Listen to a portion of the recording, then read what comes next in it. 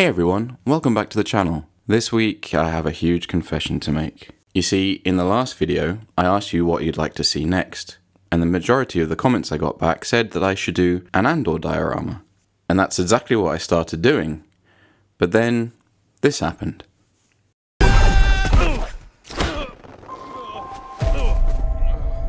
Yeah, so I guess I'm now making a Mario diorama. I hope you can forgive me.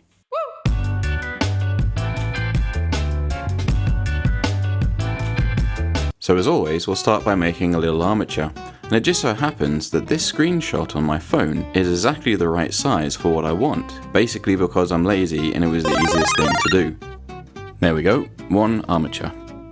With that out of the way, let's make a start on Mario's noggin. Now clearly in the trailer, Mario looks like, well, Mario, but with a kind of animation twist. The differences are subtle, but they're there, and I hope I've managed to capture that style. But I'm not sure that I have. Let me know what you think down in the comments below. The good news is that if you don't think that I've captured it, I can just put it down to artistic license, man.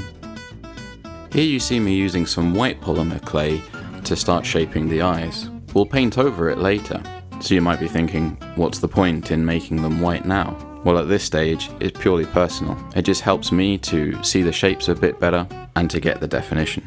Yeah, but currently Mario is looking a bit like a grey smurf. I'm not sure why. Oh yeah, there it is. It's amazing what a bit of facial hair can do. It's me, Mario!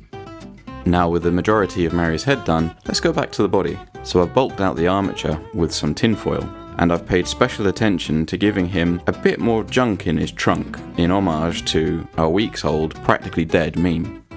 And once we've attached Mario's head to his body, we can start to bulk it out with more clay. Then we can start adding some more details like his shirt collar and his cute little dungarees. And sculpting denim can be a blessing or a curse depending on your point of view. Adding the material texture, the creases and so on can be a real excellent chance to flex your sculpting muscles. Or it could be a stress-inducing, rage-quitting exercise in futility. Speaking of which, something else that usually makes me pull out my hair is making shoes or boots. Why? Well, sculpting one is never a problem, but then when you have to replicate and make a second one identical to the first, that can be a real problem.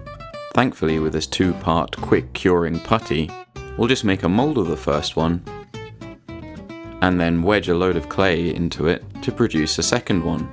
Sorted! And with that bullet dodged, all we need to do in the way of sculpting our little plumber is give him some much needed hands and add some fine details. Next we'll move on to making a tasty base cake. For the ground layer of this cake, you'll need fine sand, stolen from your local beach, wall filler, stolen from your local DIY store, PVA glue, stolen from any local primary school student, and finally any brown paint you may have to hand. Give it a really good mix, and then slap it on a foam base. Then using some more tinfoil we'll make an approximate shape of a giant blue mushroom. And with said mushroom snuggled in a nice layer of clay, we can then move on to making Toad, who's gonna have his face all squished up against the mushroom in a loving embrace.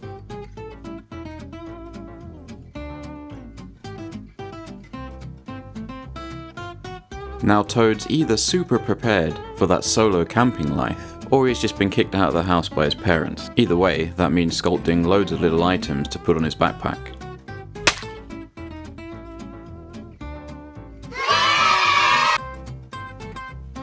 And we'll come back to that later, but in the meantime, let's get some turf onto our base.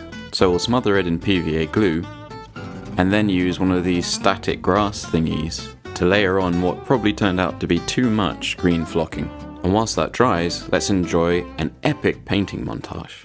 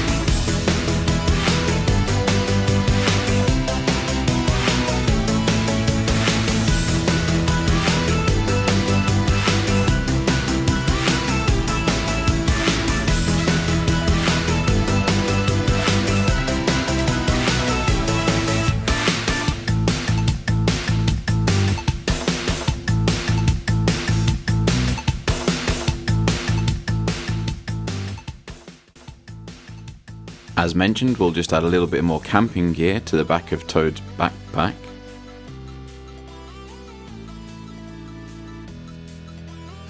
And then we can start bringing all the pieces of the diorama together. And it's at this point that I thought, the base is looking a bit sparse. So what we'll do is take some little stones from the ground outside to make our ground look more groundier.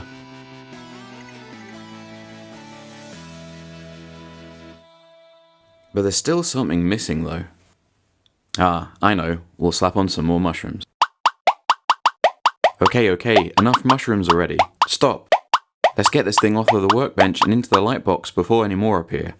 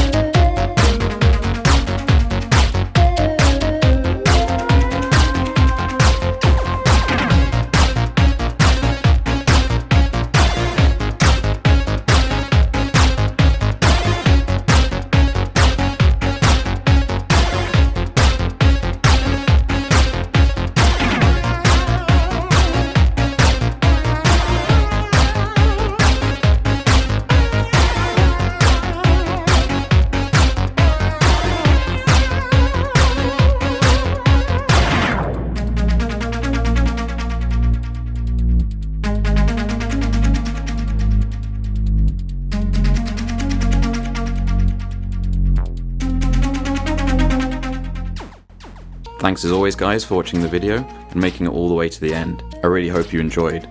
As always, smash that like button or click it in any way you want. Please subscribe if you haven't already. It's free and it really helps the channel. Click the thumbnails appearing now to watch more videos like this, and I'll catch you in the next one. Oh, and or next week, I promise.